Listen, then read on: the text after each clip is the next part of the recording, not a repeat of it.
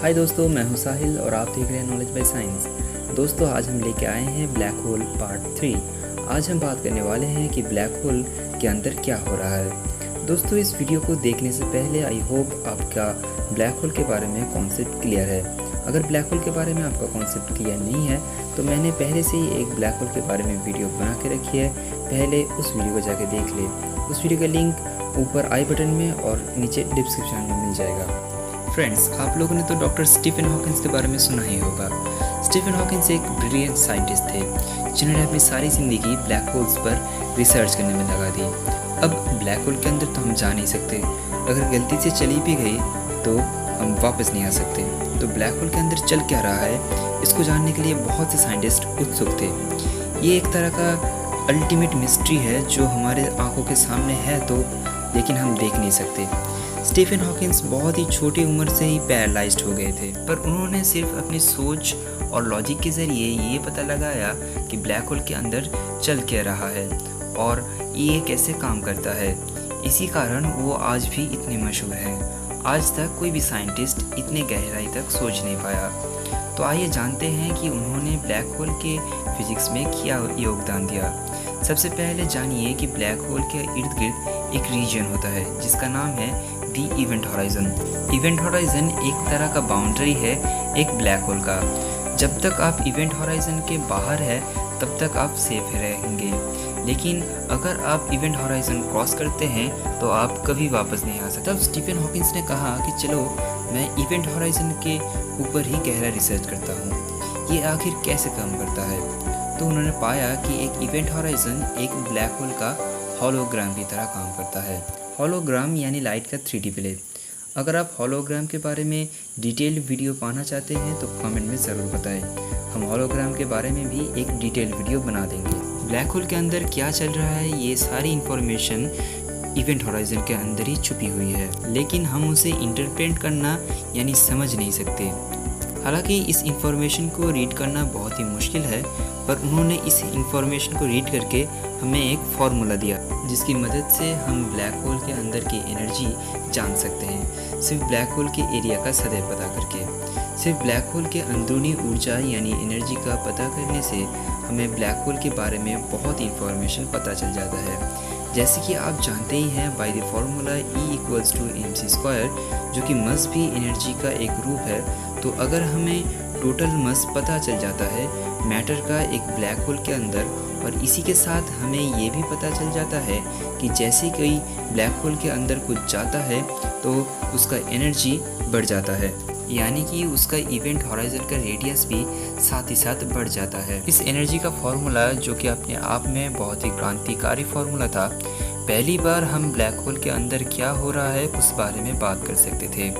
उसके बाद Stephen Hawkins ने हॉकिंस रेडिएशन नाम की एक प्रक्रिया की खोज की। आज हमारे प्रॉब्लम फिजिक्स की है, जो कि एक ऐसा थ्योरी की तलाश करना जो कि आइंस्टाइन की थ्योरी ऑफ रिलेटिविटी और क्वांटम मैकेनिक्स को कॉम्बाइन कर सके। एक ऐसी थ्योरी जो कि थ्योरी ऑफ एवरीथिंग हो।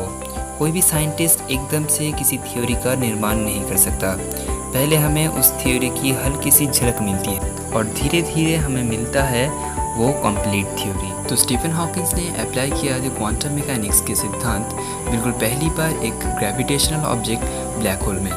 ब्लैक होल असलियत में एक ऐसा ऑब्जेक्ट है जिसको रिलेटिविटी के ज़रिए स्टडी करना होता है, लेकिन स्टीफन हॉकिंस ने ब्लैक होल को क्वांटम मैकेनिक्स के थ्रू स्टडी किया और खोज करी हॉकिंस रेडिएशन की। जब स्टीफन हॉकिंस ने ब्लैक होल्स को क्वांटम मैकेनिक्स के ज़रिए स्टडी किया तो उन्होंने पाया कि ब्लैक होल्स हमेशा से ही एक किस्म का रेडिएशन बाहर रेडिएट करता है। इस रेडिएशन का उन्होंने नाम दिया हॉकिंग रेडिएशन। अब ये रेडिएशन एक भविष्यवाणी करता है कि अगर black hole continuously radiation emit करता है तो उसकी ऊर्जा कंटिन्यूसली कम होती जाती है।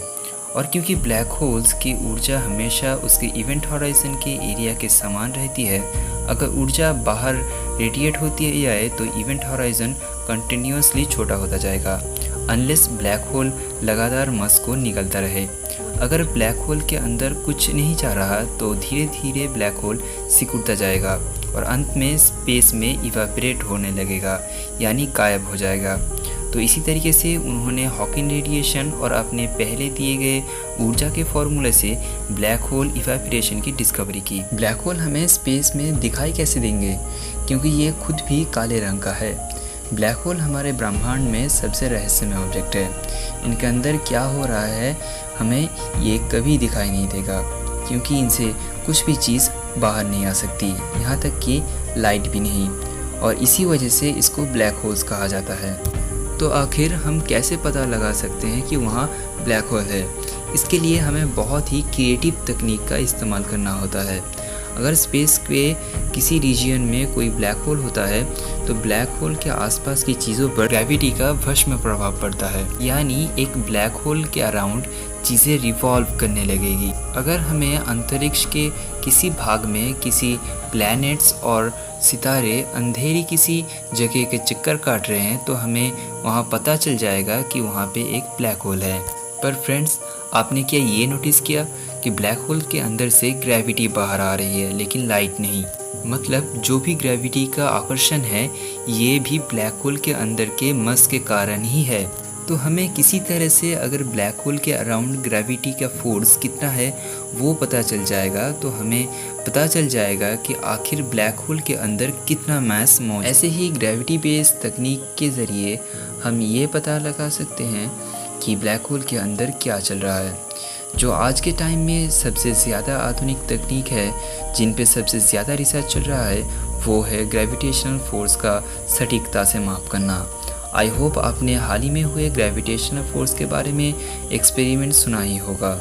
अगर हम इसी ग्रेविटेशनल फोर्स को कामयाबी से माप सके तो ये हमें ब्लैक होल के बारे में बहुत इंफॉर्मेशन दे सकती है। ये ग्रेविटेशनल फोर्स हमारे आंखों की तरह काम करेगा ब्लैक होल के अंदर की चीज़ को देखने के लिए। और वैज्ञानिकों ने हाल ही में लाइगो एक्सपेरिमेंट के ज़रिए ये ग्रेविटेशनल फोर्स यानी ग्रेविटेशनल वेव को ऑब्जर्व किया। इस एक्सपेरिमेंट को ऑब्जर्व करने के लिए बहुत इंडियन साइंटिस्ट का भी योगदान था।